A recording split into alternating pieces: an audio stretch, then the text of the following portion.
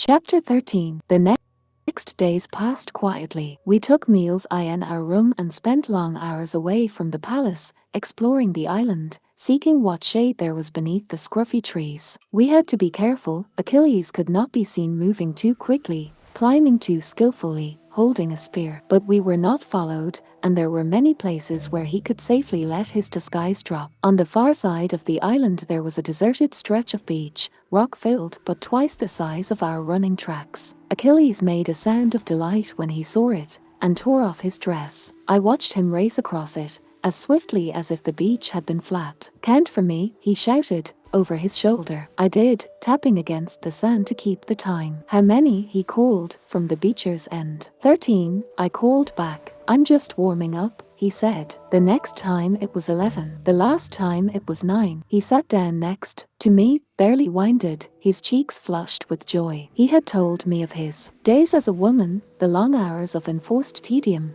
with only the dances for relief. Free now, he stretched his muscles like one of Pelion's mountain cats, luxuriant in his own strength. In the evenings, though, we had to return to the great hall. Reluctant, Achilles would put on his dress and smooth back his hair. Often he bound it up in cloth, as he had that first night. Golden hair was uncommon enough to be remarked upon by the sailors and merchants who passed through our harbor. If their tales found the ears of someone clever enough, I did not like to think of it. A table was set for us at the front of the hall near the thrones. We ate there, the four of us, Lycomedes, Deidamia, Achilles, and I. Sometimes we were joined by a counselor or two, sometimes not. These dinners were mostly silent. They were for form, to quell gossip and maintain the fiction of Achilles as my wife and the king's ward. Deidamia's eyes darted eagerly towards him, hoping he would look at her. But he never did. "Good evening," he would say, in his proper girl's voice, as we sat, but nothing more. His indifference was a palpable thing,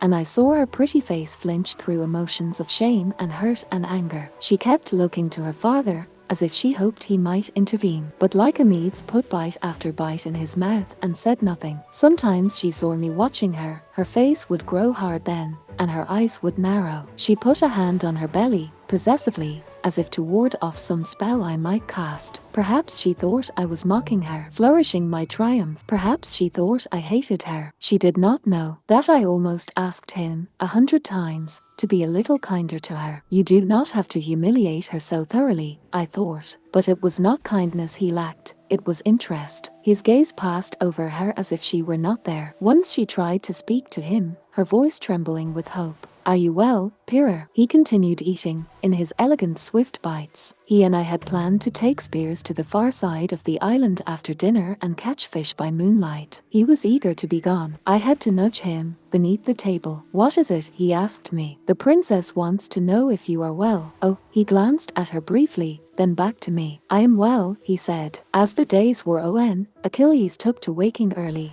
so that he might practice with spears before the sun rose high. We had hidden weapons in a distant grove, and he would exercise there before returning to womanhood in the palace. Sometimes he might visit his mother afterwards, sitting on one of Scyros' jagged rocks, dangling his feet into the sea. It was one of these mornings, when Achilles was gone, that there was a loud rap on my door. "Yes," I called, but the guards were already stepping inside. They were more formal than I had ever seen them, carrying spears and standing at attention. It was strange to see them without their dice. "You're to come with us," one of them said. Why, I was barely out of bed and still bleary with sleep. The princess ordered it. A guard took each of my arms and towed me to the door. When I stuttered a protest, the first guard leaned towards me, his eyes on mine. "It will be better if you go quietly." He drew his thumb over his spear point in theatrical menace. I did not really think they would hurt me, but neither did I want to be dragged through the halls of the palace. "All right," I said. The narrow corridors where they led me I had never visited before. They were the women's quarters,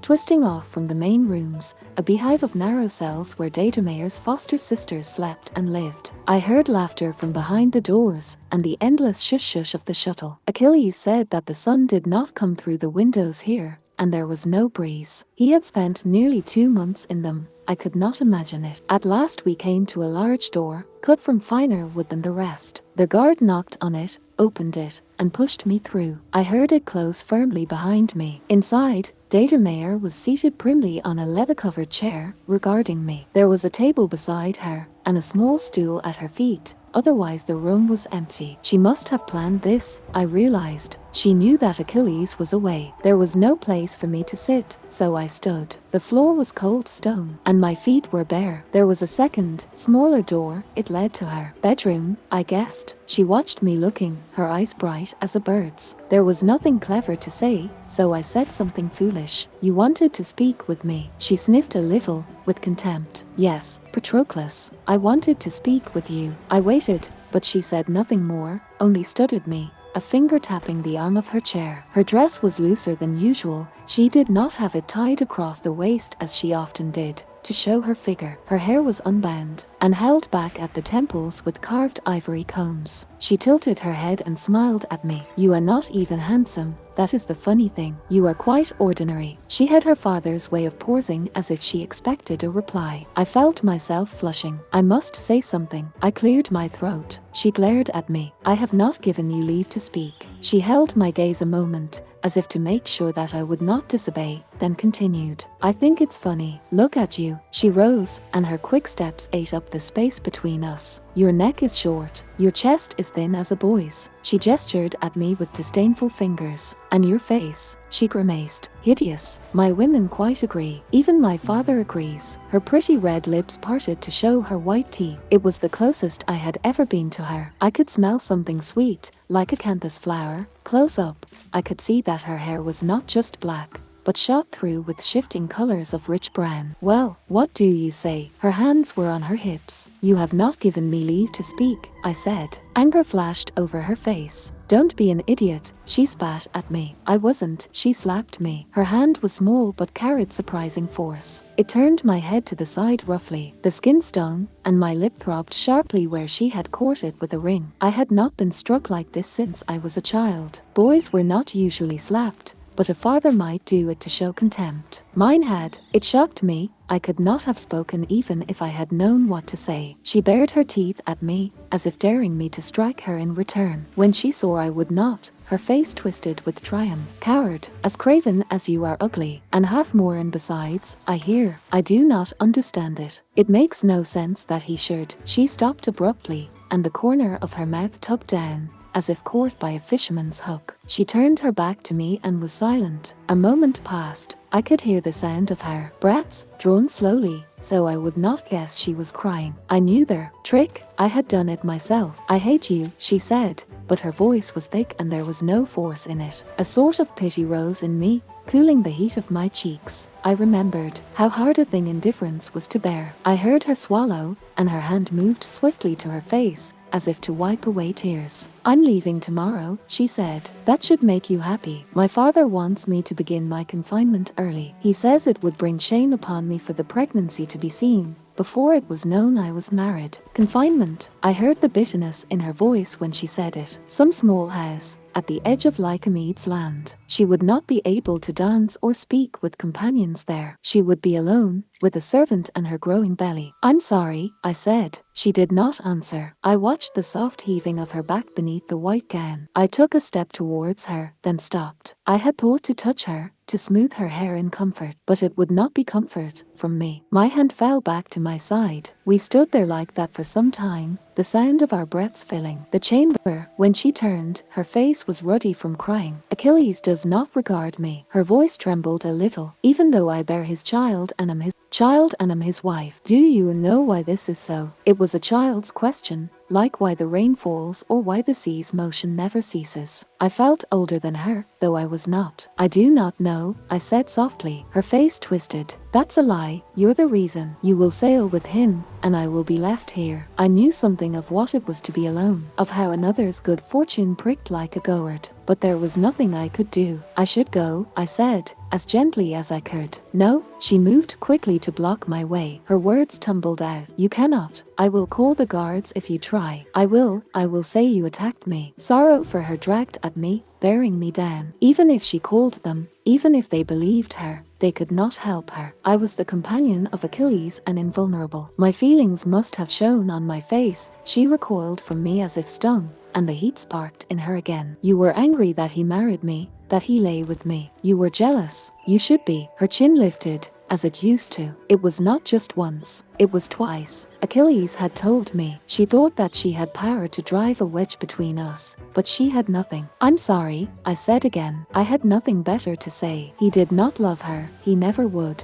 As if she heard my thought, her face crumpled. Her tears fell on the floor, turning the grey stone black, drop by drop. Let me get your father, I said, or one of your women. She looked up at me. Please, she whispered. Please do not leave. She was shivering, like something just born. Always before, her hurts had been small, and there had been someone to offer her comfort. Now there was only this room, the bare walls and single chair, the closet of her grief. Almost unwillingly, I stepped towards her. She gave a small sigh, like a sleepy child, and drooped gratefully into the circle of my arms. Her tears bled through my tunic. I held the curves of her waist, felt the warm, soft skin of her arms. He had held her just like this, perhaps. But Achilles seemed a long way off. His brightness had no place in this dull, weary room. Her face, hot as if with fever, pressed against my chest. All I could see of her was the top of her head, the whirl and tangle of her shining dark hair, the pale scalp beneath. After a time, her sobs subsided,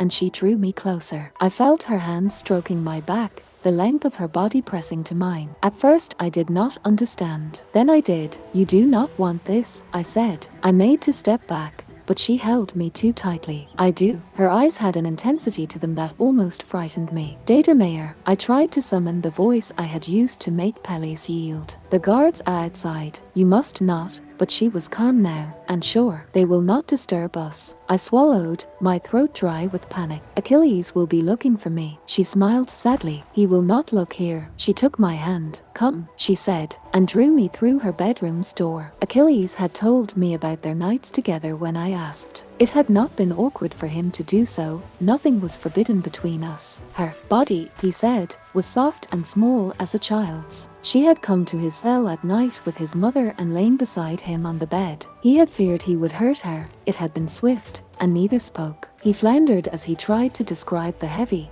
thick smell, the wetness between her legs. Greasy, he said, like oil. When I pressed him further, he shook his head. I cannot remember, really. It was dark, and I could not see. I wanted it to be over. He stroked my cheek. I missed you. The door closed behind us, and we were alone in a modest room. The walls were hung with tapestries, and the floor was thick with sheepskin rugs. There was a bed, pushed against the window, to catch the hint of breeze. She pulled her dress over her head, and dropped it on the floor. Do you think I am beautiful? She asked me. I was grateful for a simple answer. Yes, I said. Her body was small and delicately made, with just the barest rise of belly where the child grew. My eyes were drawn down to what I had never seen before, a small furred area, the dark hair spreading lightly upwards. She saw me looking. Reaching for my hand, she guided me to that place, which radiated heat like the embers of a fire. The skin that slipped against my fingers was warm and delicate, so fragile I was almost afraid I would tear it with my touch. My other hand reached up to stroke her cheek, to trace the softness beneath her eyes. The look in them was terrible to see. There was no hope or pleasure, only determination. Almost, I fled, but I could not bear to see her face broken open with more sorrow, more disappointment, another boy who could not give her what she wanted. So I allowed her hands, fumbling a little, to draw me to the bed, to guide me between her thighs, where tender skin parted, weeping slow warm drops. I felt resistance and would have drawn back, but she shook her head sharply. Her small face was tight with concentration, her jaw set as if against pain. It was a relief for us both when at last the skin east gave way. When I slipped into that sheathing warmth within her, I will not say I was not aroused. A slow climbing tension moved through me. It was a strange, drowsy feeling, so different from my sharp, sure desires for Achilles. She seemed hurt by this, my heavy-lidded repose, more indifference, and so I let myself move, made sounds of pleasure, pressed my chest against hers as if in passion, flattening her soft, small breasts beneath me. She was pleased then, suddenly fierce, pulling and pushing me harder and faster, her eyes lighting in triumph at the changes in my breath. And then, at the slow rising of tide inside me, her legs, light but firm, wrapped around my back, bucking me into her, drawing out the spasm of my pleasure. Afterwards we lay breathless, side by side but not touching. Her face was shadowed and distant, her posture strangely stiff. My mind was still muddled from climax, but I reached to hold her. I could offer her this, at least. But she drew away from me and stood, her eyes wary. The skin beneath them was dark as bruises. She turned to dress, and her round heart-shaped buttock stared at me like a reproach. I did not understand what she had wanted. I only knew I had not given it. I stood and pulled on my tunic. I would have touched her, stroked her face, but her eyes warned me away. Sharp and full, she held open the door. Hopelessly, I stepped over the threshold. Wait, her voice sounded raw. I turned. Tell him goodbye, she said, and then closed the door, dark and thick between us. When I found Achilles again, I pressed myself to him in relief at the joy between us, at being released from her sadness and hurt. Later, I almost convinced myself it had not happened, that it had been a vivid dream, drawn from his descriptions and too much imagination. But that is not the truth.